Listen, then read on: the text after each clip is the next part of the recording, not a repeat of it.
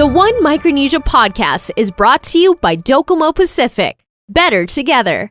Hafaday, Mogustin, and welcome back. We're back with another episode of the One Micronesia Podcast. We brought to you by Docomo Pacific. It's better together. And then this one, man, I had the opportunity to meeting this guy for the first time. I heard his voice outside Paseo for the first time, and I was like, who is on the microphone hosting the main MC for the 2016 FestPack, which is held here in Guam. If you were here, you had a great time. If you weren't, well, we hope you make it to the next one. But this guy was the main voice at FestPack, and I was like, man, I want to meet this guy. So later on, days into FestPack, we finally got together. We finally met each other, went to the I-94 booth. We chatted. He chatted up with Chris. I got to listen in. And then from then on, we kind of slowly vibed and became really good friends. So years and years after, in 2021, I get to sit down with the one and the only Joey Quenga, all the way out in the West Coast. He is the producer, director, creator of Island City Media Group, and we'll get to know more about what that is and what they do and stuff like that. But just let's talk about Joey, and then Joey, welcome to the show. Yo, I got chicken skin. Hafaday, everybody. Hafaday todos hamzu. I appreciate you inviting me, Vic, bro. I'm so excited, man. But man, bro, this is exciting for me, and it's a little weird because now the interviewer is now the interviewee. Right. But man, hey, been a fan of you for many years, and just juiced to be here on One Micronesia Podcast. So, before we get to the more interesting, juicy part, let's learn about Q. For those who don't know who Joey Quenga is, tell us more about you.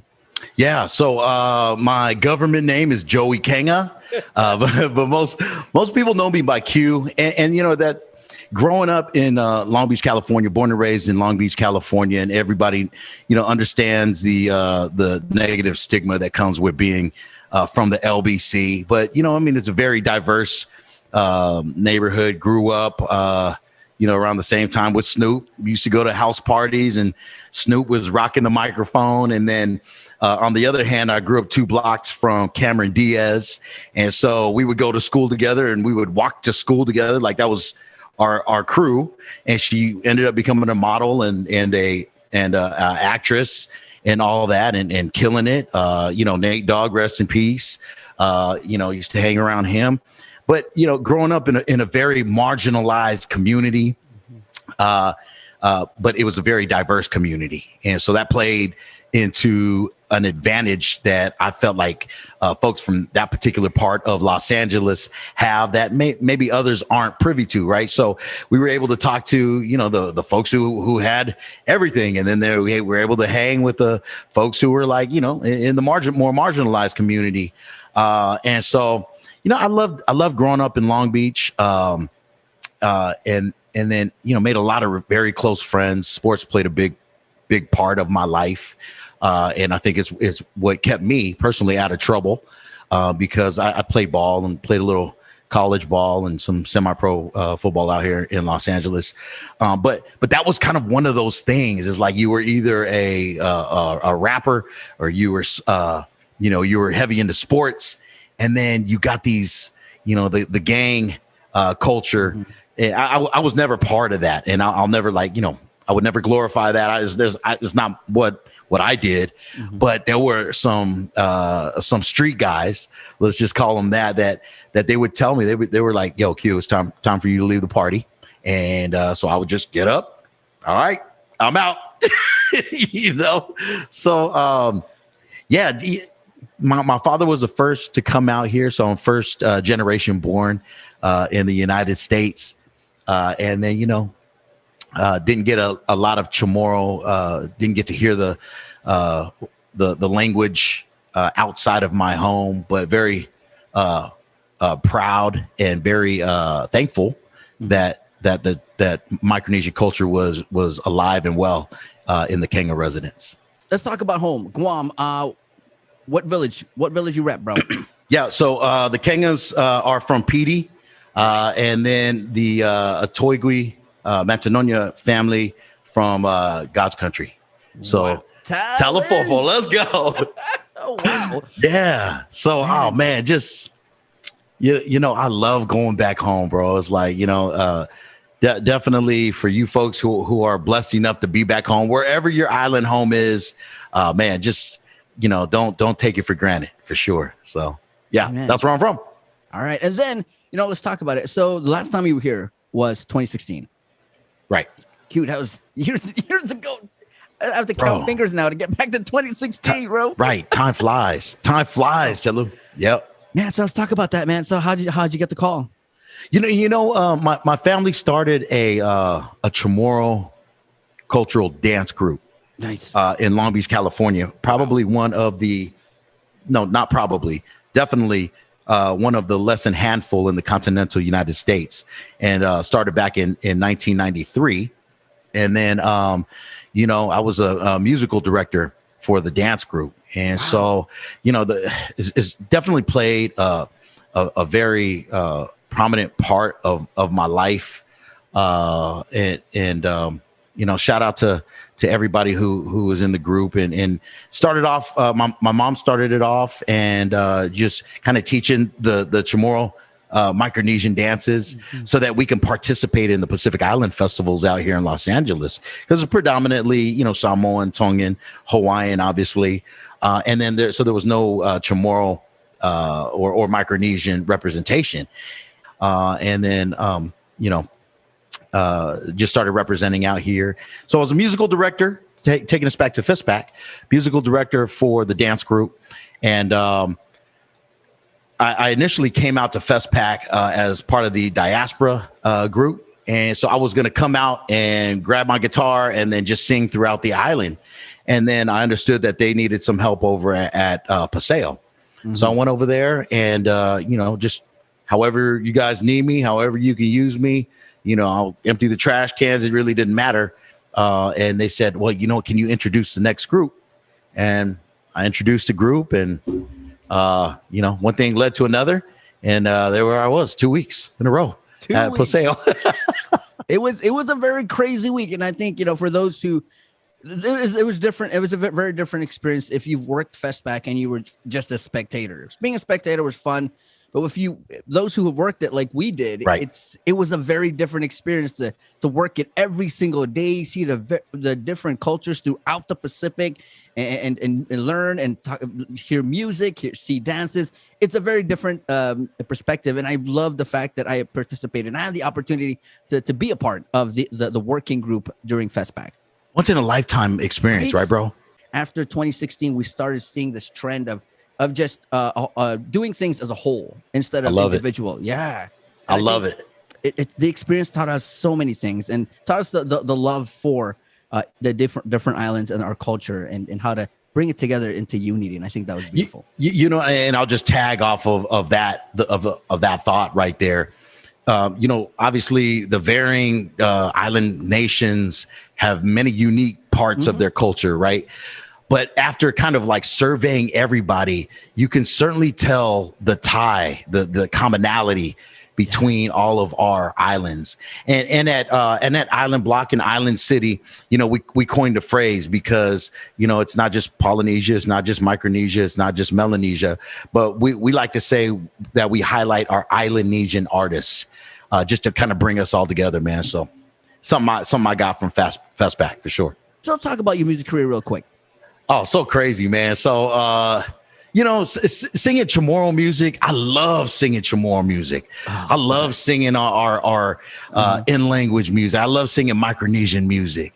Not a lot of people understand what we're saying when we sing it out here, but, so that actually transitioned to, me singing with a group called Cord Brown. And so for those folks, Pualena was one of the songs that Cord Brown sang, and they had many different singers. Cord Brown was really a collective of really Polynesian mostly, and then one Micronesian, me, musicians and artists who sang contemporary R&B, soul, pop music, probably well before its time. And so I sang with the group Cord Brown, and trip off this, Vic.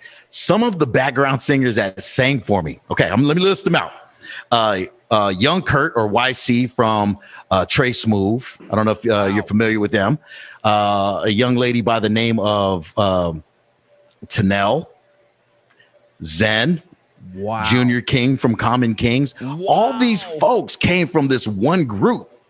And there was one point when they were singing background for me, and I'm like, yo, why are y'all singing? If that's singing, what the hell have I been doing all this time? Like Vic, they were so amazing and so charismatic on stage and such professionals that, although I love music and it'll always be in my life, I knew at that point that I was like, yo, let me step aside and let these young, talented cats do what the hell they do. And I just love music so much that I had to figure out a lane. And, that is what started, the radio career. So. Wow. That's amazing. And then you talked about those young cats. Those young cats are in the forefront, leading the way in island music right now. Tanel, exactly. Junior King. Oh, my God. It's a trip. It is a trip, bro. Yeah. Oh, all right, guys, we're going to take a break. Man, the conversation is fire. I can't wait to hear more of it. We're going to talk about the radio side coming up in just a little bit. We're going to take a break, and we'll be back with more of the One Micronesia Podcast brought to you by Docomo Pacific. It's better together.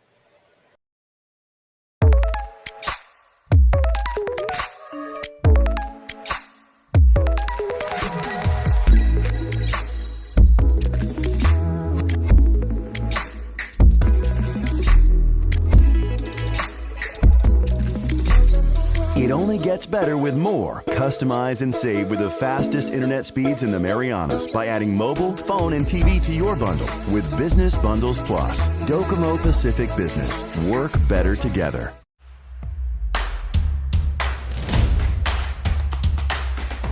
For the different beats of your life, we're here to keep you connected the way you want it. Plans made for you, by you. Build your own bundle with Link. Select the internet, entertainment, mobile, and home phone plans that fit your lifestyle. Pay for what you want, not for what you don't. Build your own bundle and save with Link. Hafide, Mogustine, and welcome back. It's the One Micronesia Podcast, and the conversation, we're not even halfway through, and it's lit. I said lit. Yeah, you did. Andy is rolling his eyes at me right now. Andy Wheeler, shout out to you. Hope you're doing good out there, my bro. But yes, I'm back here with the one, the only, the brother Q out in Cali. And we're talking about his career. We talked about his life, how it all started for him. And talked about his role in Festpac. Talked about his music career. Wow, that's a lot of amazing, cool things to know about Q. And then Q, you mentioned, and I know we're going to talk about it at one point, and this is that point in time. We're going to talk about Island Block Radio. It played a big part in introducing our music, the Nesian music, into the mainstream music in the United States. So let's talk about Island Block Radio. Very inspiring to see someone from the islands take the airwaves in the U.S., man.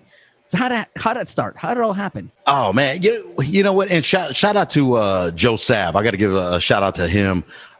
Both him and myself started Island Block Radio, founded Island Block Radio, really as a way to address the lack of ethnic media for Pacifica folks here in the continental United States. So I'll give you the short version of it. I was an executive director for a nonprofit during the Census 2010 campaign. We applied for some funding for radio promotion and things of that nature from a foundation. African American brothers, they applied and they got funded. Latinos, same thing. Asian American brothers and sisters, same thing. But when we applied for the NHPI, or the Native Hawaiian Pacific Islander community, then we got denied. And so, it's weird, right? So that was where you insert that Kevin Hart. Damn. Lord of mercy. What the hell is going on here? It's just wow. So we applied and we got denied, and I was obviously disappointed, but then I had to ask a question. I was like, well, why was our application denied? And the lady said, you know what, Joey? She goes, the NHPI community doesn't have ethnic media, and that's what this funding was for. And so I was upset. Joe was upset. But we turned that energy and we said, you know what, let's use this energy instead of being mad and writing emails and whatever. Let's use this to create something beautiful. And so that spawned a show called The Barbecue Show, which, was really titled for nothing more than just timing. And I was having lunch at a barbecue joint, and I was like, yeah, barbecue show. So the barbecue show got syndicated to a station in Arizona, Las Vegas, and LA. And then we got, somebody heard about us from Dash in Hollywood, and that created that one show spawned to be an entire station. And then now it is transformed to Island City Radio. So yeah, shout out to Joe. You talk about island music. I mean, who's never? I'm pretty sure Super has heard Fiji or something. J-Boog. Yeah, I actually did a song. He did a song with J-Boog. Wow. I know that for a fact. Yeah, so it's crazy. People. Our people are very talented, Vic. Mm-hmm.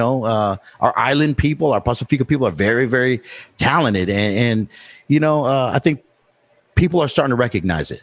Let's talk about your experiences, and I know you had the opportunity to feature so many island talents, and was that where you saw the amazing talent coming out of the Pacific? Yeah, I would say that I think it was just the perfect storm where I think our people were finally at a position where the music was right and could really stand up against, like I said, any mainstream artist. And I'll give you an example of that is, I produced shows from Island Block to Island City Radio now. And not only our stations, but I've produced shows for several radio stations out here in Hollywood. And so one very interesting story is I've got the opportunity to be the producer for Sean Stockman of Boyz II Men. So he has his own station, and I produce his radio show and whatnot. And he every now and then, so on his 90s R&B station, I'll play an island artist, and I'll just sneak one in there. And then he goes, it might be a Finn, or it might be like a Common Kings, or a David Thomas, right? And so I'll sneak it in there, and he goes, "Yo, Q, who is that?" I'm like, "Oh, you haven't heard of this guy? Oh, let me tell you about this guy." So let me tell you. Yeah, let me let you know. And that I've always wanted to be in a position where I can kind of help boost our artists. And now, I think I'm in a unique position where I'm able to do that with such iconic folks like Sean Stockman, from Boyz II Men, and then he shares it with his network, and it's just incredible. So, people are taking note. They're taking notice, bro. So I'm excited to be a small part of that. Island City Media Group, and we're going to talk more about that coming up, because I want to know more about what that is and what your role is in that organization. So we'll be back with that with Q. You're watching the One Micronesia Podcast. We're brought to you by Docomo Pacific. It's better together.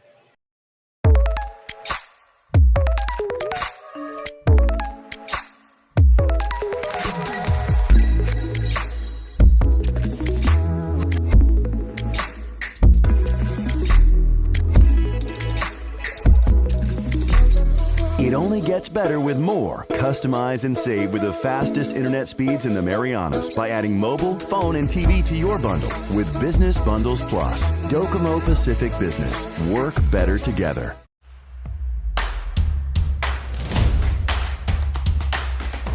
For the different beats of your life, we're here to keep you connected the way you want it. Plans made for you, by you.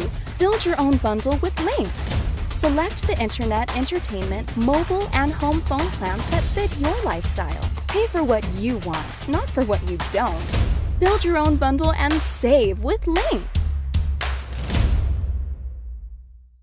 Hafide, Mogastine, and we're back. We're still talking with Q out in the West Coast doing his thing on the radio, and more than just the radio. He's a producer, director, creator of an organization called Island City Media Group. So Q, let's talk about that. You talk about that transition. So you made a move. Now tell us more about it. Yeah, like, it's so crazy. For many, many years, people in our community and really other communities of color always talk about representation and being represented in mainstream media. And so really Island City is just a continuation of the great work that Island Block was doing and still is doing, but just at a different, I would say in different platforms. Mm-hmm. So really Island City Radio, we still broadcast out of Hollywood, California, like I said, and shout out to DJ Ski and J Love and the rest of the Dash radio family.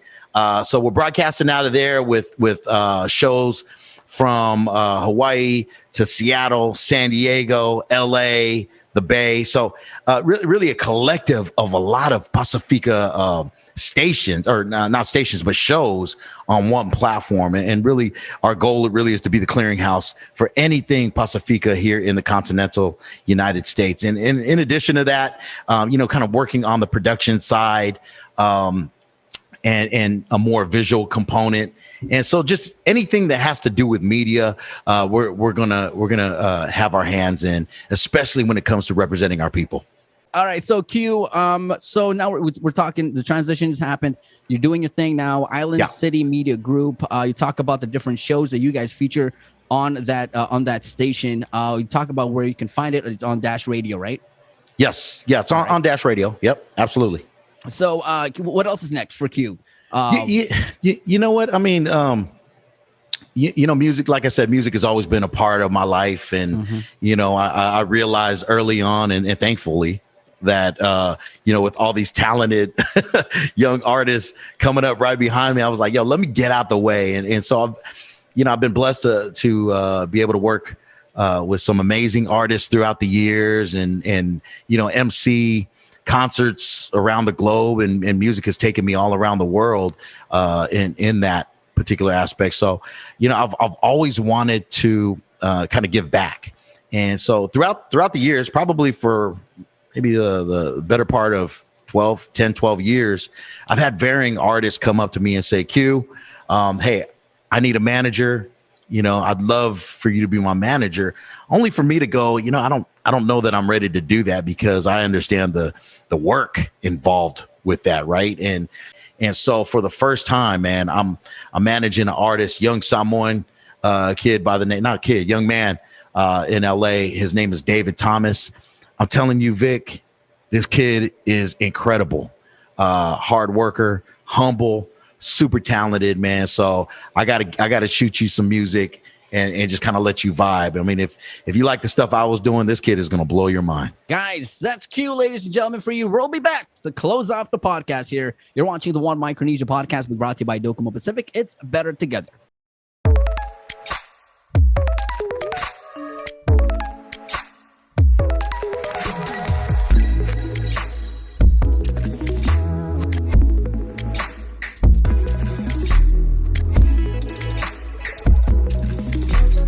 It only gets better with more. Customize and save with the fastest internet speeds in the Marianas by adding mobile, phone, and TV to your bundle with Business Bundles Plus. Docomo Pacific Business. Work better together.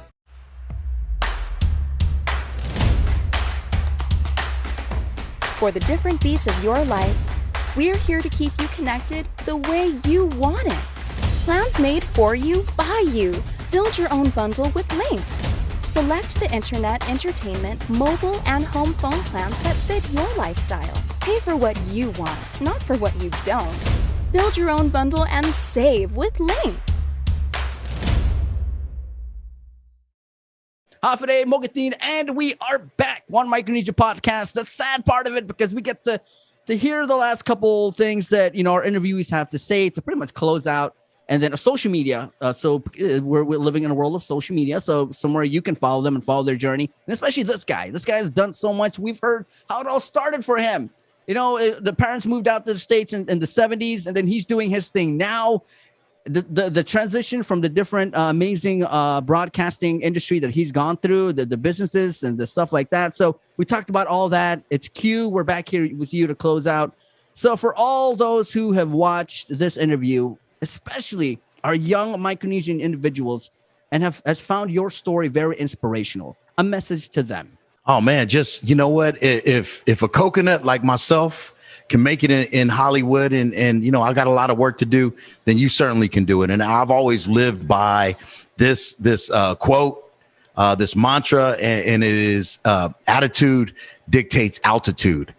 Attitude dictates altitude. And, you know, for all my nieces and nephews and all the dancers that I've ever taught throughout the many decades of me doing that, they're probably rolling their eyes right now, because that's something that I say so many times, but I truly believe it. Everybody out there who was tuned in on One Micronesia Podcast, like there's, with the advent of technology, with Google, with social media, with the internet, there's nothing you guys can't do. When a young, talented brother like Vic interviews an old cat like Q from halfway around the world, there's nothing you can't do. And our people were the most amazing navigators in the history of the globe. And if we can traverse and navigate through great, oceans, man, you certainly can succeed, especially with, role models like Vic. And I'm certainly here to help in any aspect I can do, man. I just appreciate you carving out time and inviting me to come on this. It was, I'm very humbled to be asked to be on this particular podcast for our people. Wow. Q, ladies and gentlemen, Q, before I let you go, social media, because people have got to follow you. Also follow Island City Media Group, or also throw in where they can tune in to the amazing content that you guys have. I love it, man. Yeah, social media, everything at Island City Media Group, Island City Media Group. If you guys want to follow me, if you guys have a question about anything in media, please hit me up. I answer all of my DMs, but you can hit me up at On Air with Q. Spell it out. On Air with Q. Thank you so much. To everybody out there, all my Micronesian people. You guys make me so proud, and definitely keep it locked right here on One Micronesia Podcast. Wow, Q, thank you so much, guys. That's all the time we have for Q. Thank you, Sidus Masi and Kamral, for coming on the One Micronesia Podcast. All right, that does it for another one. We'll catch you guys on the next one. Peace. Peace. The One Micronesia Podcast is brought to you by Docomo Pacific. Better together.